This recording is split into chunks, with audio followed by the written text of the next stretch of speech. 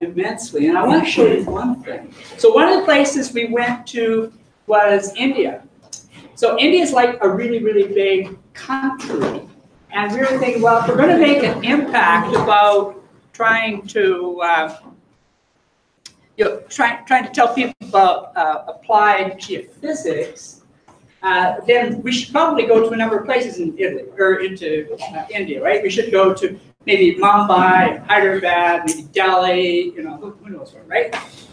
But instead of that, what actually happened was that, and this is all part of our blog. So here are places that Sagi went to: Hyderabad, India, Korea, Taiwan, Japan, Tokyo, Kyoto, Indonesia, Kuala Lumpur, Singapore, Denver, right? So there's stories there of each of these, but the cool one here is India. So here we are, we're standing in India, and on this blog tells you kind of where we were. But this is like the coolest picture ever. So instead of us going all around India, what the national group there did said, well, you and Sagi can come here, okay, right in the middle, a place called Hyderabad, and we'll invite people from all over India to come.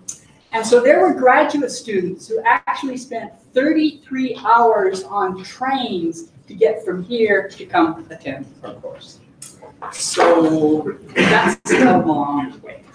So anyway, that's Sagi. He's been around the world. He knows all kinds of stuff. The one thing that he doesn't know is your name. You have now in front of you a piece of paper, okay? And I'm going to hand out pens. During the course of today, you take the paper, it's 8.5 by 11, you divide it in two, but so you have lengthways, right? So that's perfect. Good job. You can demonstrate. You can demonstrate how this all works. Look at this, okay? And then you have to write your name in very big letters, because appreciate that we're here and we're trying to see people at the very back and ask questions. So there's going to be a pen that's coming around.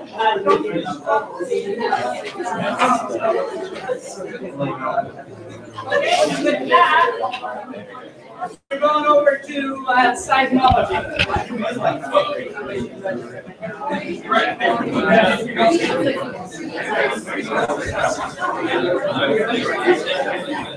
Anybody still need a piece of paper?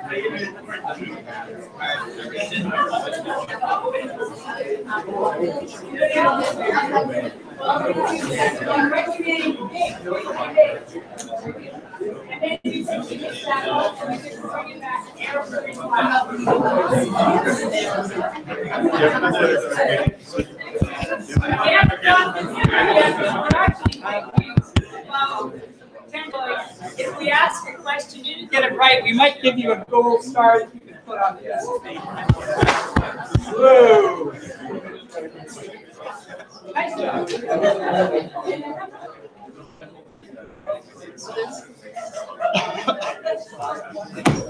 Okay. Okay.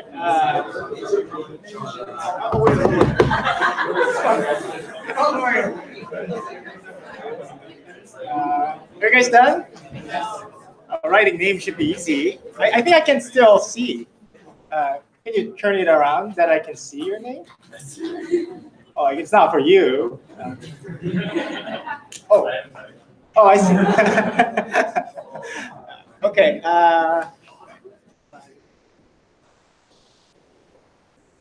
So while people are writing, I'll just ask Rita. So we're gonna work on seismology now. What's popping up? Like, let's say seismology. What's popping on your mind? Earthquake. Perfect.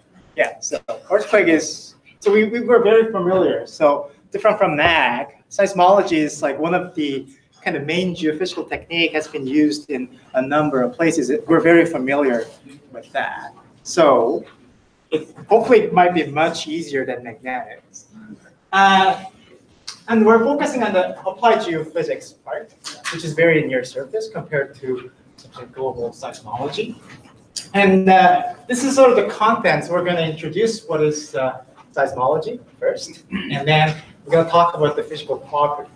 Remember in magnetics, where we're thinking about susceptibility, there's a physical property contrast so that we can see the secondary signal. The same principles can be applied to seismology. We need to have some sort of physical property contrast. So what could be the physical property for seismology?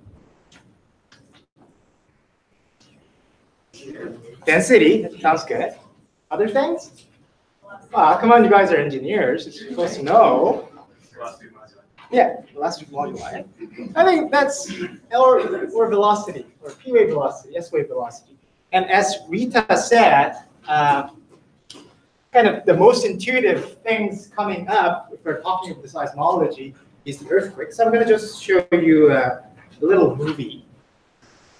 And what's going to happen, here we have some sort of like an earthquake, and it propagates. It's a wave, seismic wave, propagates, bounces up, and here we have a receiver, then you can see this disappear, right? It's propagating, propagating, propagating, and here we have another receiver, it's coming up. Okay. So this is the seismic source, right? Earthquake is the source that we're putting into the energy into the earth, right? Then, just gonna go back.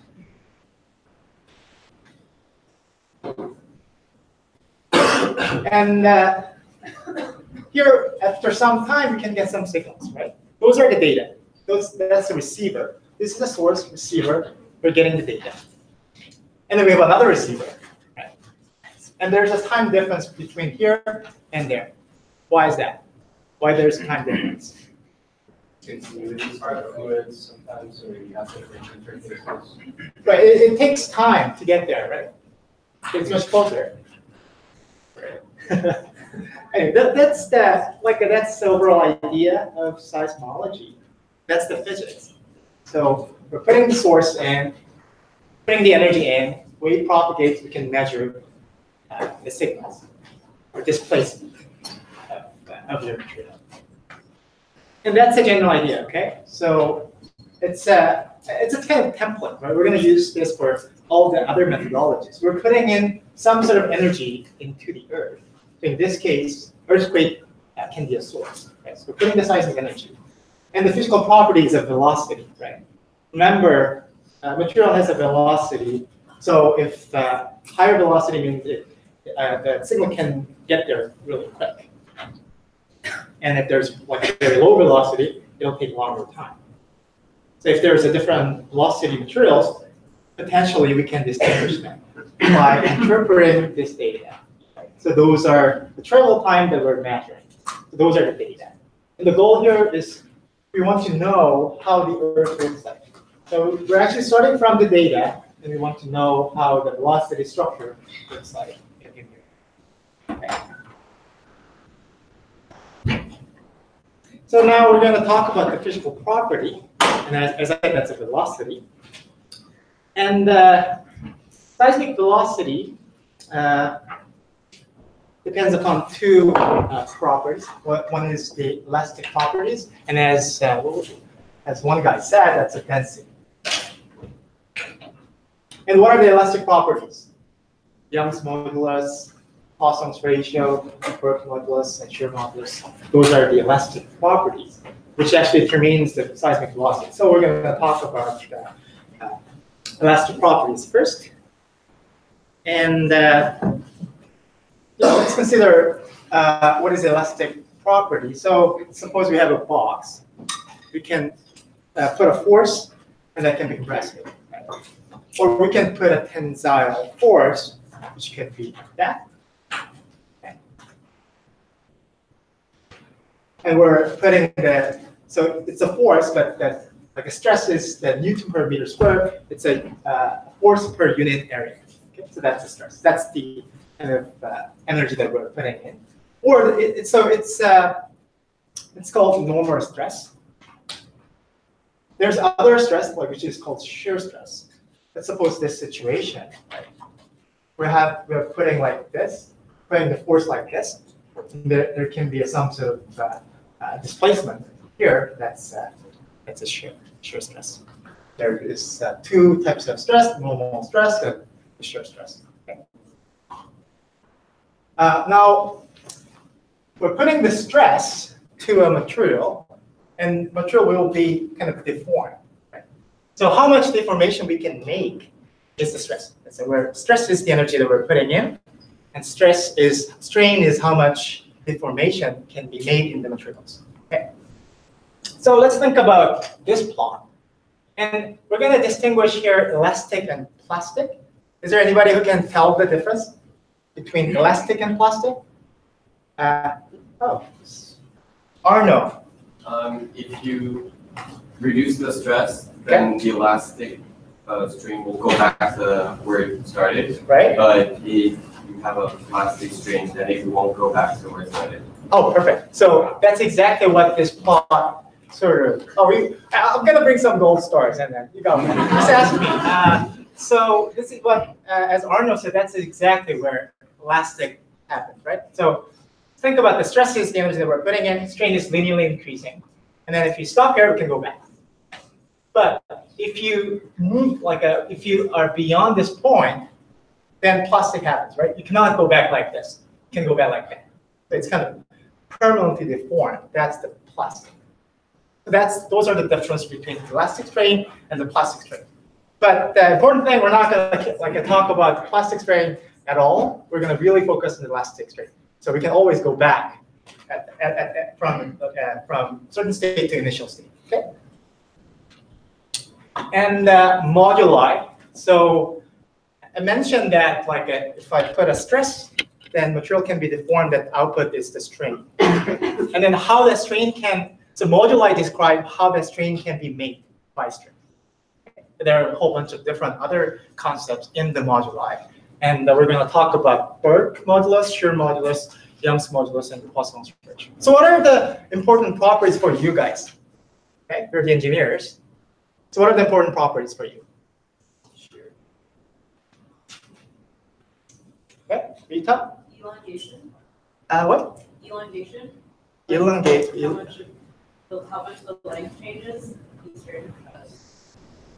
Right. Is that? Yeah. Okay. So Young's modulus. I thought shear modulus is pretty important because it shows how material can be broken. So anyway, I think all of them might be important, but there's a certain property important for certain cases.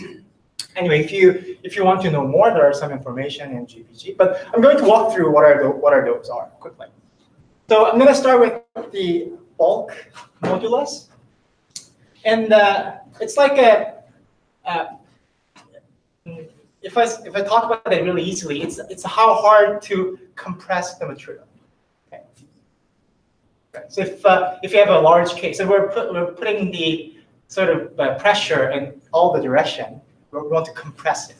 Right? And then if it's really easy to compress, we're going to get large K. If it's really hard to compress, we're going to get large K. If it's really easy to compress, we're going to get small k. Okay? So that's the definition of bulk modulus. And you can think about why we have this equation. And the other thing is the shear modulus. So it's defined as like that. So we're putting the stress and how much strain is happening. So let's suppose we're putting the stress F here, and then how much strain is happening. That's the definition of shear modulus. And how about the water? Do we have a shear modulus for water? Okay, why is it 0? Connor? Don't point to your friend. Connor, why is that? You said no, 0, but I didn't. Oh, okay. Yusuf. Why is shear 0? I think of it like if you have water and you're moving your hand through water, it doesn't support that weight, and that's shear basically. Yeah. I don't know the reason why. Yeah, I think that if you get into too detail, I think there are probably reasons. But just think about that water. You cannot really deform it. You cannot really deform the water like this, right? So you need some sort of rigidity. But the water is like a free molecules that wandering around, you cannot really kind of change the shape of the water, right? So that's actually the reason why we don't have a shear modulus for water. But that's actually an important property. And then mu is the shear modulus, and then we can actually express that as rho, which is the density multiplied by s wave velocity squared. Okay. So if you actually know both property, you can actually estimate what is the shear modulus of the Earth. Right? So that's actually an important sort of information. Right? If you know this too, we can get this property. And the other thing is the Young's modulus. I think that's what Rita was interested in, I think.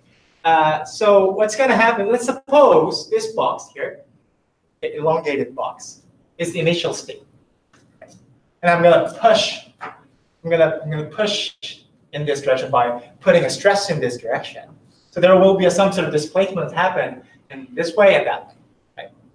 So this is longitudinal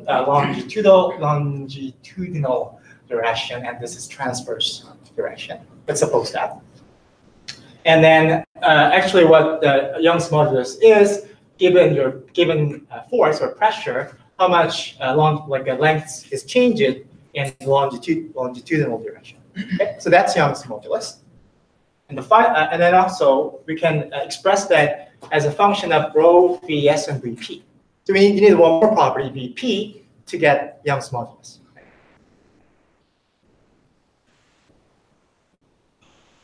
And the final thing is the Poissons ratio. It's the same setup, but basically Poissons ratio is a ratio between longitudinal direction and transverse direction. How much kind of displacements happen. So those are the Poissons ratio. Okay. And this can be 0. Think about the quark, right, which have a lot of pore space. So it could just happen like insert one direction, right? Then the other direction is 0. So that could happen. That could happen to have 0 value. Okay. Right. And seismic wave velocity is related to those elastic properties. And then basically we can also go back from seismic velocity to those properties. Right. So if you know one or the other, you can go back and forth. And usually we can how we can use geophysics, we can get these values, Vs, rho, and Vp, and somehow. And then we may want to convert that to a meaningful property for you guys. So that's actually the goal. And then this is an image of a seismic velocity in depths. Right? So if you actually just see that, S wave is actually much slower than P wave. So P wave is usually faster. And then it's actually increasing as we go deeper. Right? And then at a certain point, it goes like this. An outer core. What's happening? S wave is actually 0, and the P waves decrease a lot. So what is the material in our outer core? Liquid. So remember, S wave doesn't propagate in the liquid. So we don't have any shear in the liquid, meaning there's no S wave propagating. And liquid has a smaller velocity than the rigid material, so I think that's why it's happening. But it's good to remember, in the usual case, the velocity increases at depth. That's a good information to know. Okay. There are probably certain other cases, but in usual sense, velocity increases at depth. Okay. And well, there are different types of wave. The P and S are body waves, and Rayleigh and Love are surface waves. I'm just going to show you.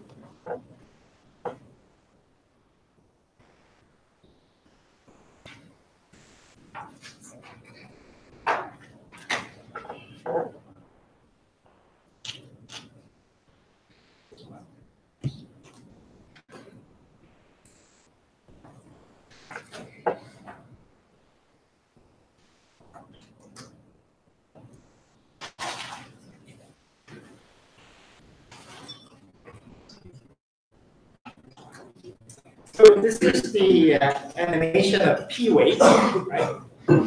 So this is the direction of wave propagation, right? And then consider those prisms or cells are the particles. And so which way it's propagating? In this direction. And then which way it's vibrating? Is it Kyle? Yes. So which way it's vibrating? Vibrating. Yeah, so this guy's moving, right? Moving. Right.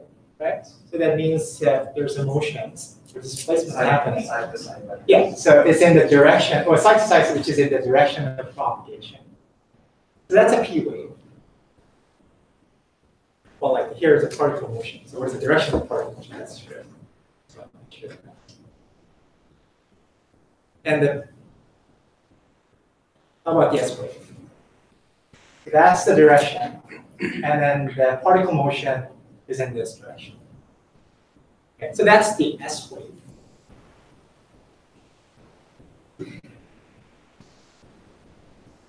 Okay. That's a Rayleigh wave. That's a surface wave. So the other two was the body wave, because it's actually happening in the body. And the other two that I'm going to show is a surface wave, because it's actually happening on the surface. So you see that? And I think if you actually look at the motion, it's actually a particle motion. It's kind of like it's like this circle. And that's lovely. So it's like a snake. There are two, just remember there are two body waves and two surface waves. We're not going to talk about the surface wave too much, but later we're going to use that at the very end. Of course, it's just called MASW. But we're going to focus on two body wave, which is P, S, M. Yeah, so that's basically what it shows.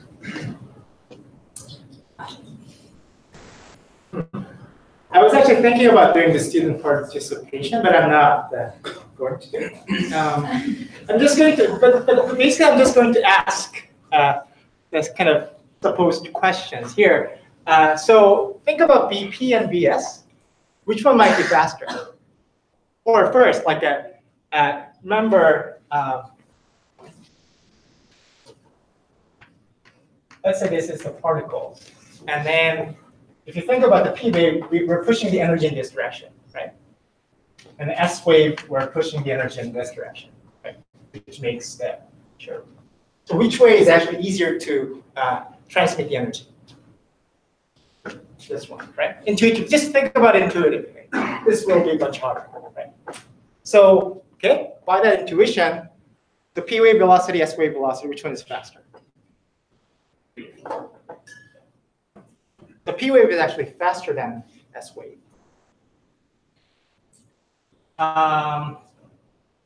Yeah.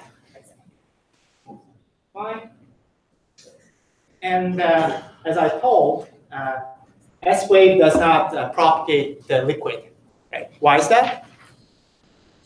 Right.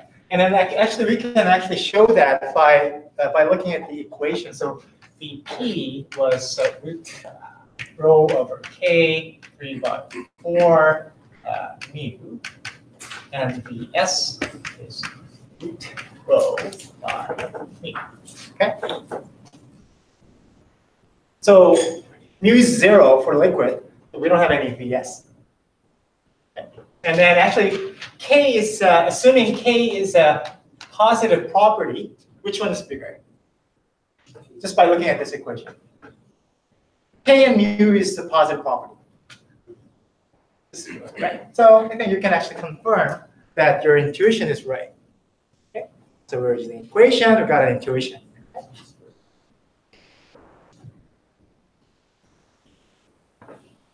Yeah. And if you think about this kind of like an earthquake, so we're going back to earthquake, and think about which one is most like destructive.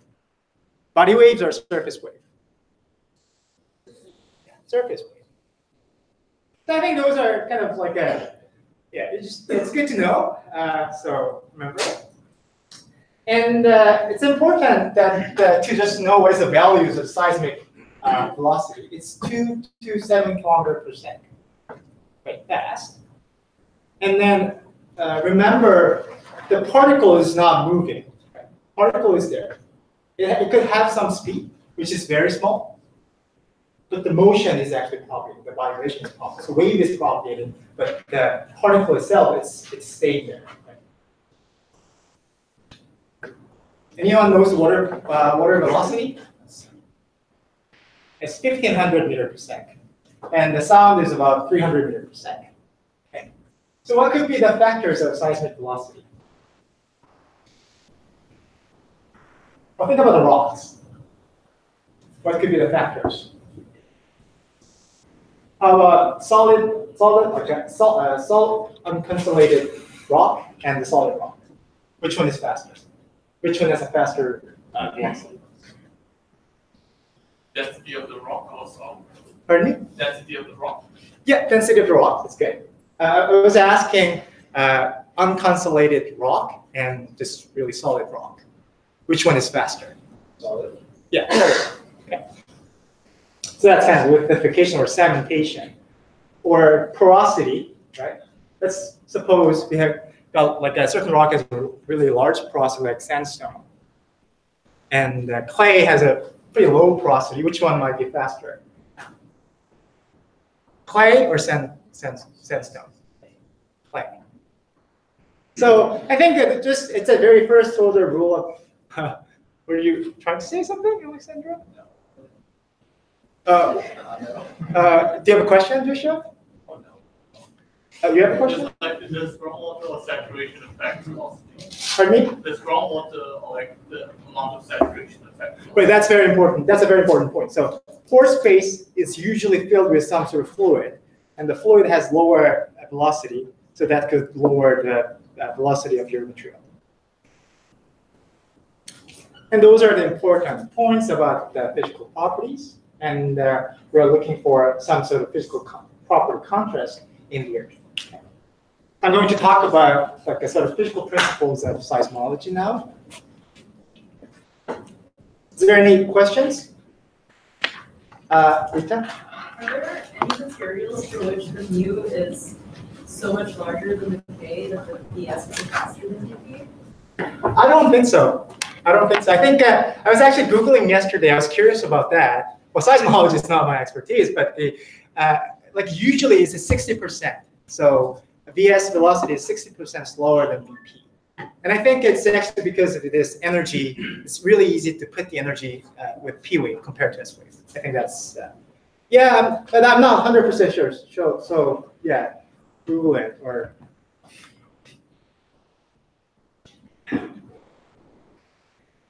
Okay, so to talk about the physics, we're going to start with the waves, right? So what is a wave? So it's like putting a stone in a really calm lake, right? It'll make a wave, and it propagates in every direction, right? And it has some sort of like a waveform as well, and it propagates. So that's a wave. And the stone that we kind of throw away, that's the source. Or that could be other sources, like what could be dynamite could be a source, or earthquake could be a source.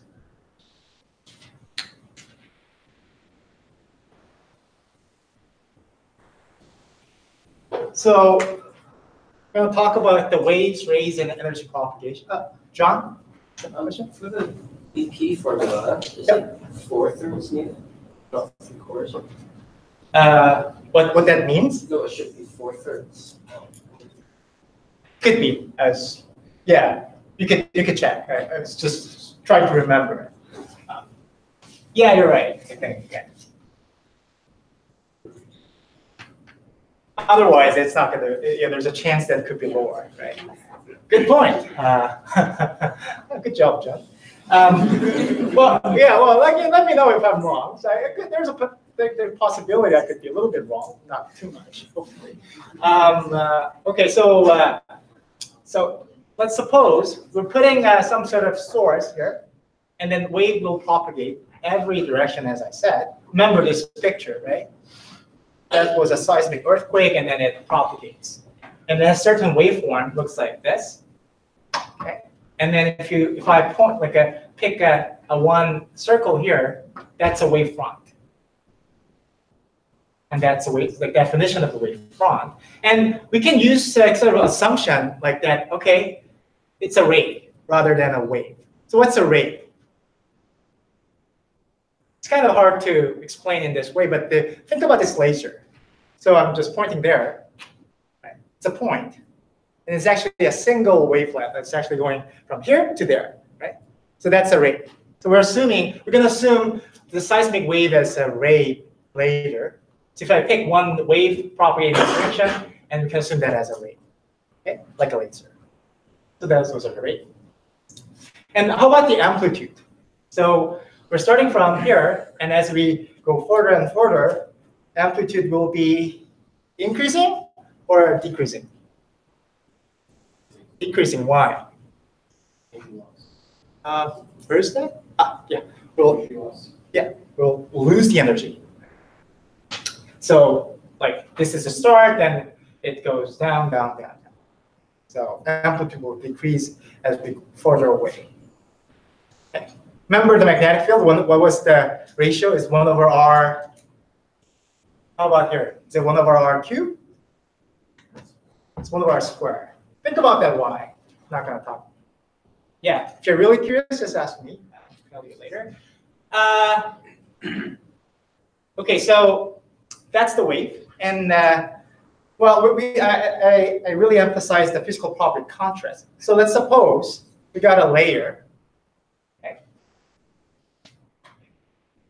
which is an interface, have different velocity, v1 and v2, okay? And then we're putting the seismic energy in here, what's going to happen? So that's sort of things what we're going to talk about. Okay? So this situation, we have a V1 and V2. V2 is greater than V1. Okay? We're putting the source here, and it's propagate. And just look at, well, so this is a direct wave coming from here to there. But just look at here. Can you see those like a linear movement here? It's actually propagating and goes up. Just, yeah, you don't really need to understand, but just look at this image and try to understand. And we can think about the rays, right? We have this ray and then this ray coming down, and then propagate below this layer and goes up. And or there's a wave going down. Okay? So those are the rays. Okay? And there's a seismic applet that we generated. And I probably show you guys later, not now. And then you can actually kind of explore what is a direct wave and a refracted wave or reflected wave. Or it's more like a ray here. Okay. So you guys can play with it later. Right. And so we're going to work on this case, what's going to happen at this interface, where our wave actually hitting this interface. And we're going to make an assumption this is a plane wave. Okay. Similar to ray, but think about this image. So we have a source, and then wave will propagate, propagate, propagate. As you go really further away, and it's almost like a line, like parallel line. So if you're really far away from the source, you can assume that as a plane wave. And then that assumption, let's suppose our source was really far, and then that the wave will look like this. That's the wave propagation. And as it hits the surface, it'll make another wave. And we can also assume that as a plane wave. But let's not worry about that. You can just think about that as a wave, ray coming in, right? And think about the direction. So we have a different velocity. It goes down like that. Okay. Can you imagine so which one is bigger, V1 and V2 in the case?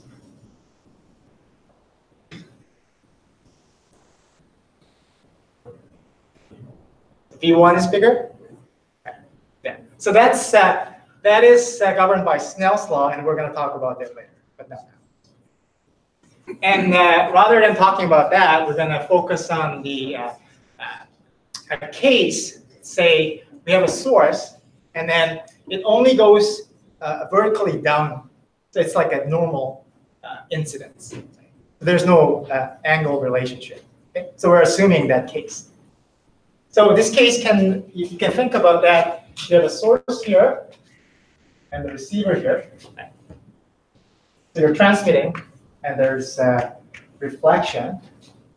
Okay, or there could be some sort of transmitted wave. Okay? So that's the situation that we're sort of considering at the moment. Okay, so we're going to define two coefficients.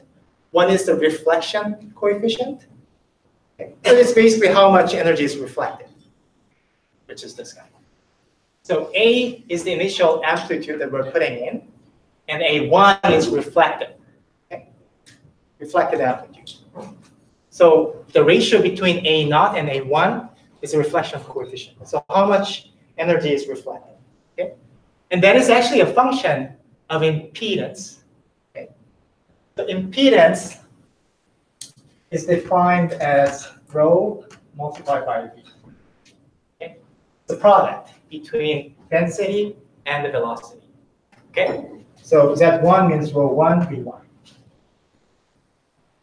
Okay. So that's a reflection coefficient, and the range is -1 to 1. Okay. So, well, it's a formula. Okay. What does A represent? A is the amplitude.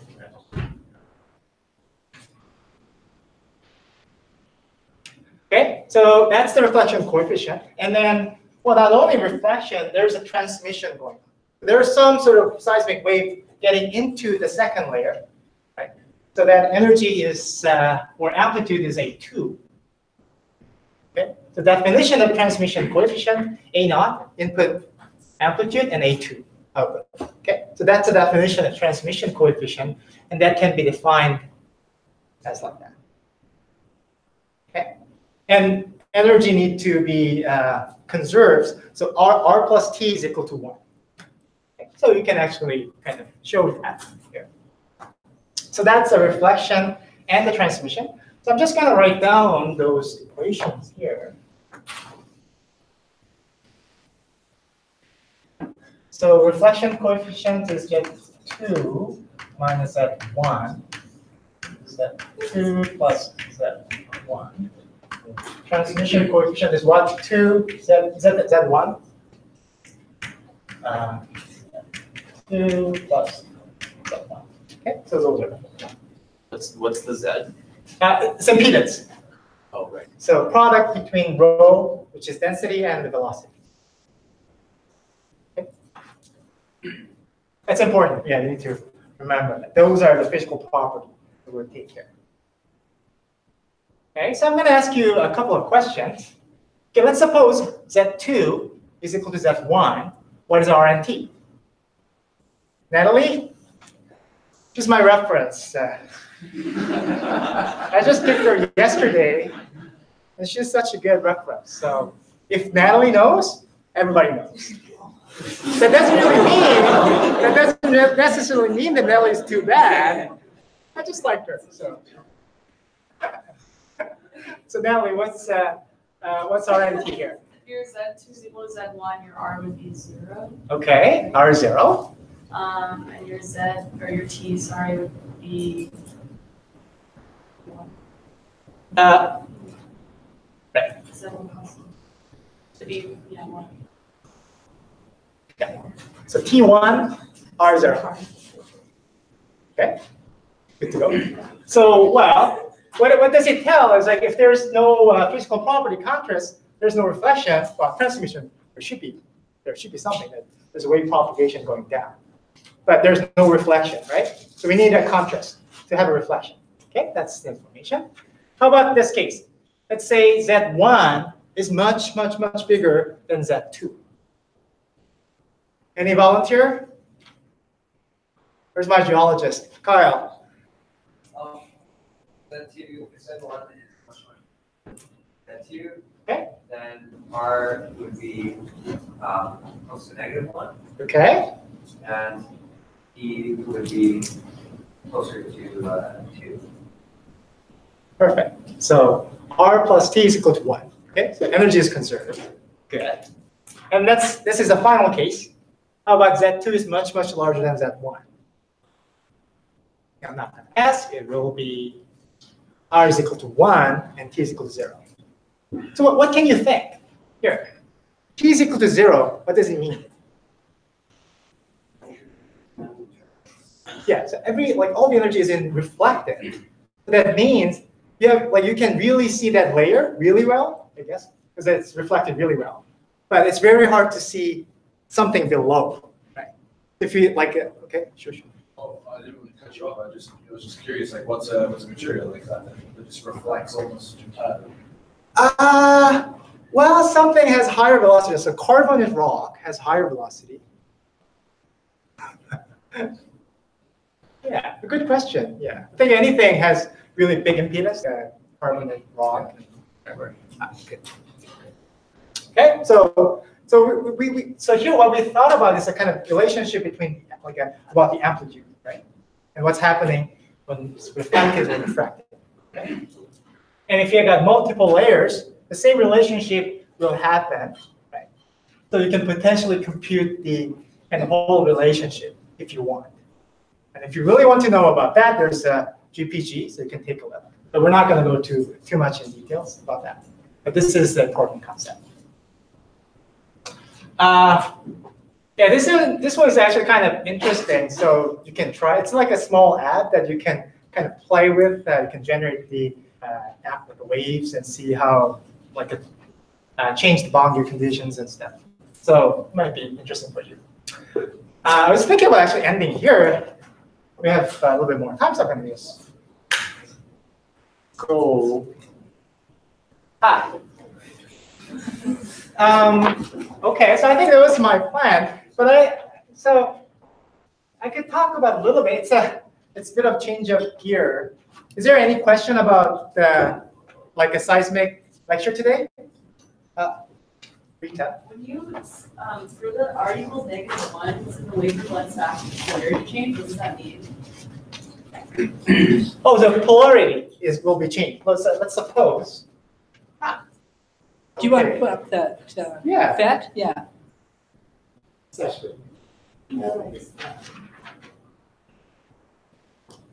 this is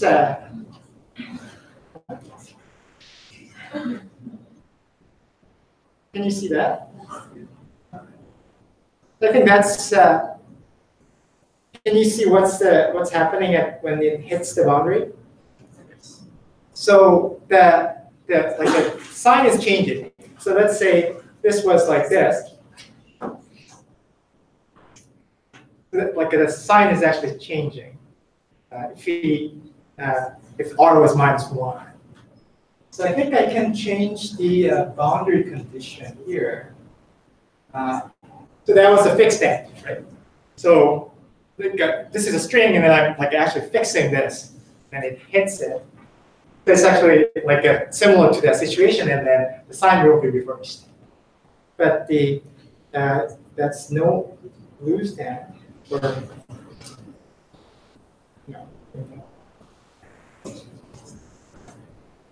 The low end is no boundary condition.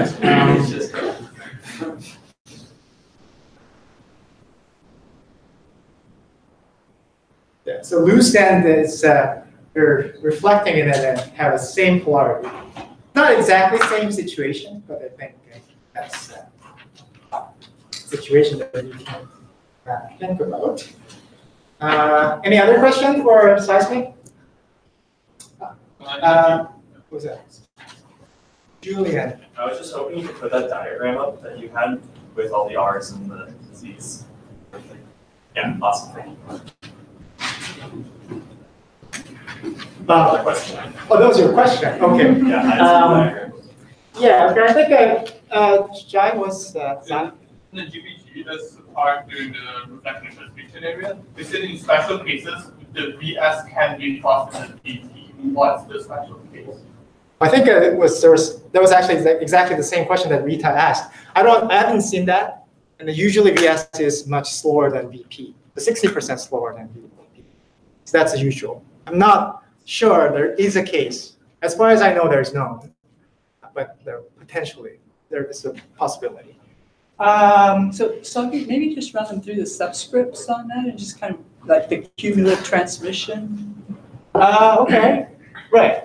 So yeah, so let's actually walk through a little bit more about this diagram because we have time. So A naught was the initial amplitude. We're pushing that in. There's a reflection, which is A1, and transmission A2.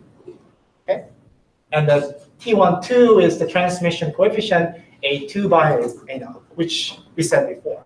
Okay, and there will be another reflection here. Right?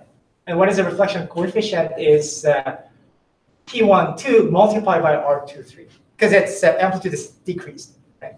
So we need to take account. Right? Input is decreased. Right? This is the input, and that's the reflection. So we need to take account. So that's going to be a multiplication of T12 and R23, okay, which is a reflection coefficient between this and that. And okay, this is decreased energy can be transmitted as well, right? So it will have another decrease, and then you can multiply that by T12 and T2.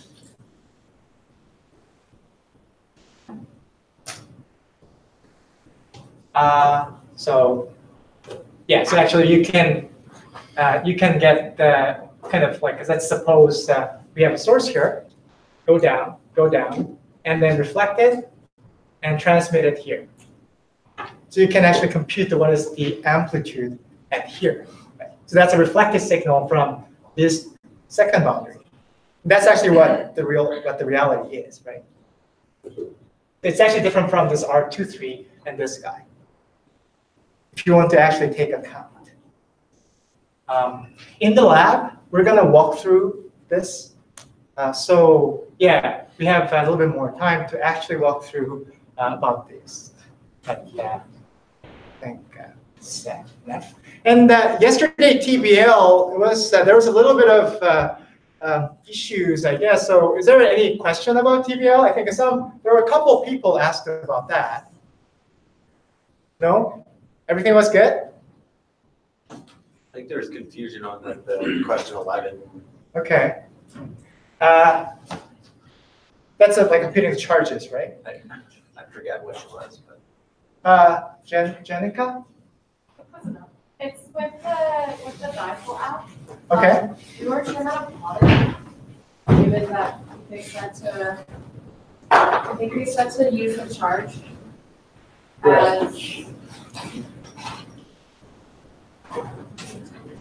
So the idea was like we were asking to compute the charge Q, right? And then you can assume that as a magnetic moment, and then you can put that value into the app to kind of like verify your computation was right. So that was the idea of that TBL. So I think if you have a right Q, you're supposed to get like your kind of computed amplitude of magnetic field is supposed to match with the app. So that was the idea.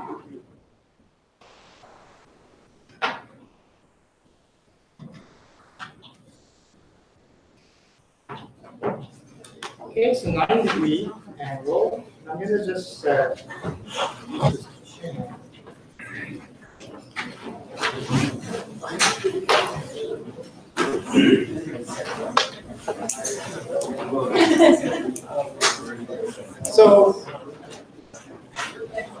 let's suppose your Q's was 30, and you're supposed to put 30 here. And then look at the value here. Was it like it reaches the maximum value? Was it matching with your calculation? That was the question. Actually, you need to click the log. So that's what it's supposed to be. Yeah, if you guys have more questions, just send me an email. We can set up a little bit of time. Thank you.